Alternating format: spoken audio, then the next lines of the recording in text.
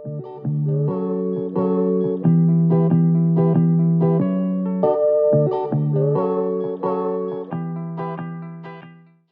welcome back to my YouTube channel. It's me, Lia. Senang sekali nih bisa berbagi lagi seputar bahasa Inggris karena grammar itu kadang susah-susah gampang. Dan lagi-lagi grammar itu fungsinya nggak cuma dari jawab soal ya di sekolah, ujian, tapi juga berguna buat keseharian juga nih. Yang terkadang kita sebenarnya sering menggunakan passive voice, cuma masih nggak ngeh bahwa itu adalah passive voice ya. Oke. Kalau dalam bahasa Indonesia kita sebut kalimat pasif ya. Kalimat itu kan ada dua, kalimat aktif dan kalimat pasif.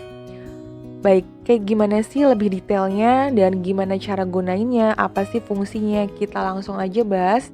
Nah, kira-kira kenapa sih kita perlu kalimat pasif gitu ya? Yang pertama, ketika subjek itu tidak diketahui orangnya dan nggak penting, atau tahu tapi nggak disebutin juga karena nggak terlalu penting, karena dia lebih menekankan tentang actionnya. Misalnya, the house has been cleaned, rumah itu sudah dibersihkan. Jadi nggak penting siapa yang bersihin, yang penting mau ngasih info bahwa rumah itu sudah selesai dibersihkan. Oke? Nah, yang kedua, ketika menekankan si objek. Jadi kita mau menekankan objeknya itu siapa gitu, bukan actionnya. Contoh, the cat is being given a bath by Jack. Kucingnya udah dimandiin sama si Jack. Jadi kita mau menekankan yang mandiin tuh siapa nih, gitu, bukan kucingnya udah dimandiin gitu ya. Itu kita bisa pakai kalimat passive. Oke, untuk pola kalimatnya itu sendiri gimana sih? Nah, ini contoh ya, aktif misalnya Sela bought this book. Sela membeli buku ini. Nah, untuk kalimat pasif kita rubah posisinya. Jadi, this book was bought by Sela. Baik, untuk susunannya, perhatikan baik-baik ya. Sela awalnya itu adalah sebagai subjek dan ketika pasif berubah menjadi objek, yaitu berada di akhir kalimat. Ya, jadi seperti itu perubahan posisinya. Lalu objek book ya berubah menjadi this book yang di awal kalimat. Jadi subjek menjadi objek, objek menjadi subjek. Begitu juga seterusnya. Jadi tinggal dibolak-balik. Nah, tinggal mengikuti tenses apa? Kalau tensesnya past tense seperti ini, berarti kita pakai was bought. Kita tahu past tense dari mana? Dari kata kerjanya bought adalah kata kerja kedua. Oke. Gimana cara transformasi antara tenses nanti kita lihat karena akan kita bahas setelah ini ya. Nah, ini adalah formula untuk kalimat aktif dan pasif. Untuk kalimat aktif dan pasif adalah perubahan dari tenses ke tenses ya. Kita bahas untuk present dulu. Untuk present itu sendiri mungkin udah pernah aku bahas juga di video-video sebelumnya, khususnya di tentang cara kuasain grammar ya. Itu sudah dibahas lebih detail. Jadi ini tinggal basicnya sudah tahu, ini tinggal melanjutkan ya. Untuk present kan kita singkat menjadi S, yaitu simple. Ada present simple, present continuous, present perfect, dan present perfect continuous. Sebelumnya, aku mau ingetin lagi nih, ada yang istilah mungkin biar gampang aku sebut 3H, yaitu have, has, dan had. Had itu buat past, future, sama present itu pakainya have sama has. Artinya sudah. Sudah atau telah. Nah, untuk to be itu sendiri juga ada dua macam. Kalau yang present itu is, am, dan past itu was dan were. Dan kita lihat dari yang present simple dulu ya. Rumusnya kan subject plus verb 1. Dan kalau pasifnya itu adalah subject ditambahkan to be. Nah, to be-nya itu adalah bisa is, am, dan are. Lalu setelah itu kata kerjanya berubah jadi verb 3 yang tadinya verb 1. Paham ya sampai sini? Jadi tambahin to be di tengah-tengah antara subjek dan verb. Dan Untuk yang present continuous, rumus awalnya kan ada verb ing ya. Ada to be-nya sudah ada. Jadi, tidak perlu tambahkan to be lagi. Oke? Lalu apa? Yang berubah adalah verb-nya. Yang tadinya verb 1, ya, berubah menjadi verb ketiga. Jadi passive itu semuanya adalah verb 3 yang terakhir. Oke, next adalah present perfect. Rumusnya subject, ya, have atau has, lalu verb 3, dan passivenya adalah subject, 3 hanya tetap dipakai, lalu tambahkan been. Oke, lalu setelah itu tetap verb 3, jadi ada penambahan been. Oke, selanjutnya present perfect continuous adalah subject plus 3H plus been dan verb ing. Nah, untuk passivenya itu ada tambahan being. Jadi kalau yang ada continuous seperti yang tadi present continuous ya, itu ada tambahan being sebelum verb 3. Oke, untuk selanjutnya adalah tenses past, past simple, past continuous, past perfect, dan past perfect continuous. Untuk rumusnya itu sendiri, past simple adalah kita tahu verb to ya. Lalu ini ada tambahan to be. Nah, ini sebenarnya sama kayak present simple sih. Pakai to be verb 3, cuma bedanya bentuknya to be-nya aja. Kalau past berarti was were gitu ya. Lalu selanjutnya adalah past continuous.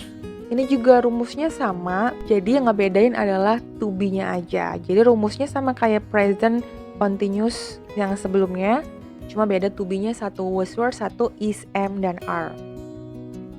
Dan selanjutnya adalah past perfect, ya, subject 3H plus verb 3, ini juga sama ya, cuma bedanya di kalau past itu pakainya had. Dan passive juga tambahan been. Jadi ingat kalau continuous ada tambahan being, kalau perfect itu ada tambahan been, kalau perfect continuous gabungan berarti dia double, ada been dan being gitu ya. Nah, ini past perfect continuous juga sama kan rumusnya kayak sebelumnya, cuma bedanya adalah di had. Dan passivenya juga sama ya, formulanya sebenarnya formula passivenya itu antara present dan past itu sama. Oke, next adalah untuk future, ya, sama itu ada 4 formasi waktu, future simple, future continuous, future perfect continuous. Nah, untuk future simple-nya itu ya, atau simple future, ini rumusnya subject will verb 1. Lalu untuk pasifnya ada tambahan be ya, karena kalau modal verb itu tambahannya be, jadi nggak usah pakai to be lagi, tambah pakai be aja, langsung berubah jadi verb 3. Terus untuk future continuous ya, dia ada ing-nya juga sama kayak continuous yang sebelumnya, cuma dia ada penambahan be. Nah, untuk pasifnya ada penambahan being ya, seperti biasa ya, will be being. Jadi ing-nya itu nggak nempel di kata kerja. Kalau pasif dia being-nya tersendiri, kata sendiri ya. Jadi kata kerjanya itu nggak pakai ing, berubah jadi verb 3. Oke, selanjutnya ada future perfect, itu subject will 3H plus verb 3. Nah, ini ada penambahan been, sama ya kayak yang sebelumnya itu. Pokoknya kalau perfect tuh pakainya been, kalau continuous pakainya being ya. Dan kalau perfect continuous rumusnya subject will 3H plus been plus verb ing. Ya, 3H di sini karena dia future berarti pakainya have atau has ya. Dan ini untuk will biasanya pakainya have. Misalnya will have been, seperti itu. Dan untuk pasifnya itu seperti biasa ada 2 tambahan been plus being dan verb 3. Jadi secara basic itu rumusnya tuh sama ya. Cuma yang ngebedain ini tadi to be-nya atau 3H-nya. Tergantung future atau past. Oke, langsung kita ke past future. Itu juga ada 4 formasi, simple, continuous, perfect, dan perfect continuous. Rumusnya adalah sama kayak future, tapi karena ini udah past, jadi will berubah jadi would. Oke, tapi setelah itu verb 1 ya tetap. Nah, untuk passivenya kembali lagi berubah ke verb 3, sama kayak kalimat sebelum rumus-rumus sebelumnya ya. Passive itu selalu verb 3 pokoknya. Dan ada tambahan be. Oke, ini rumusnya juga sama ya, cuma beda ini would, kalau future will. Jadi sama kayak yang di atas deh ya. Saya tidak perlu menjelaskan lebih lagi pengulangan karena memang sama, hanya ngebedain satu will, satu would. Oke. Kita lanjut ke contoh kalimat ya, kita mulai dari kalimat active ke passive. Someone steals the money. Nah, ini kita lihat nih. Verbnya itu adalah ada S-nya, berarti menunjukkan tenses simple present atau present simple ya. Di situ berarti kita butuh tambahan sebelum verb 3 ya, adalah to be. Oke, jadi seperti ini, the money is stolen. Uang itu dicuri. Nah, kita pakai tambahan to be-nya is karena subjeknya singular, berarti pakai is. Steals berubah menjadi verb 3, stolen. Nah ini kalau subjeknya someone, kita nggak perlu pakai tulis someone lagi karena nggak penting, nggak diketahui orangnya, nggak jelas someone itu siapa. Jadi kita boleh tidak mencantumkan objek atau si pelakunya. Nah selanjutnya Jack stole the money. Ini kita lihat verb 2 ya, stole berarti past tense nih. Berarti kita pakai to be tapi to be-nya yang past tense, berarti was atau were, tergantung subjek. Kalau subjeknya singular berarti pakainya was. Berarti seperti ini ya, the money was stolen by Jack. Kita perlu menyebutkan Jack karena situ jelas orangnya siapa ya. Jadi pakai by Jack, oleh gitu. Selanjutnya kita lihat perubahan dari kalimat pasif ke kalimat aktif. Contoh yang pasif dulu, the car will be washed by my friend. Mobil itu akan dicuci oleh teman saya. My friend will wash my car. Temanku akan mencuci mobilku. Sebenarnya my friend ini nggak perlu ditulis juga nggak apa-apa karena nggak terlalu jelas, atau kalau kalian nggak pengen nyebutin siapa yang nyuci juga boleh. Nah, next sentence, his homework has been done. PR-nya sudah selesai. Kira-kira kalimat aktifnya apa nih? Oke, good. He has done his homework. Dia sudah menyelesaikan PR-nya, dia sudah mengerjakan PR-nya. Nah, pasifnya cukup sampai situ, nggak pakai by, nggak apa-apa, karena yang ngerjain dia juga gitu. Subjeknya sama. Ketika subjeknya sama, kita tidak perlu ada pengulangan oleh by.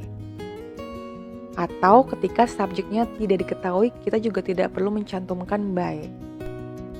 Oke, kita langsung ke contoh soal nih yang ditunggu-tunggu oleh adik-adik mungkin yang mau ujian. Nah, kalau ada contoh soal seperti ini, we will bla bla bla by the teacher. Kira-kira jawabannya apa nih? Ini adalah kalimat pasif ya, karena ada kata by, kata kuncinya. Kira-kira apa jawabannya? Itu ada kata will model. Berarti kalau model gak usah pakai to be kan, tinggal ditambahkan apa? Baik, aku kasih tahu lagi ya rumusnya untuk pengingat sebelum aku jawab. Subject plus will be plus verb 3. Nah, jadi udah ketahuan dong jawabannya adalah yang baik, yang C. Jadi kata kerja ketiga dari teach adalah yang C, will be taught. Oke. Nah, next, this problem bla bla bla by your brother yesterday. Ini juga udah ketahuan banget dari kata kunci keterangan waktunya adalah yesterday, kemarin, berarti udah lewat ya. Berarti kita pakai tennisnya past tense. Yang pasifnya adalah subject plus to be plus verb 3. To be-nya antara was sama were. Depend on the subject. Nah, ini kita lihat subjeknya adalah singular ya, this problem. Berarti kita pakainya was dan verb 3 dari semuanya verb 3 ya, kecuali yang di. Tapi yang di nggak ada kata to be-nya, berarti salah. Berarti antara A, B, dan C. Nah, antara A, B, dan C yang paling cocok adalah yang past tense, berarti yang A, good, was solved. Jadi gitu ya, cara ngejawab soal, analisisnya dilihat dari berbagai sisi untuk sebagai keyword. Nah, buat teman-teman yang ngerasa video ini sangat bermanfaat, jangan lupa share ke teman-teman kalian yang sangat membutuhkan juga video ini. Dan jangan lupa sekali lagi subscribe my YouTube channel bagi teman-teman yang baru join atau mampir ke YouTube channel aku. Terima kasih, sampai jumpa di video berikutnya.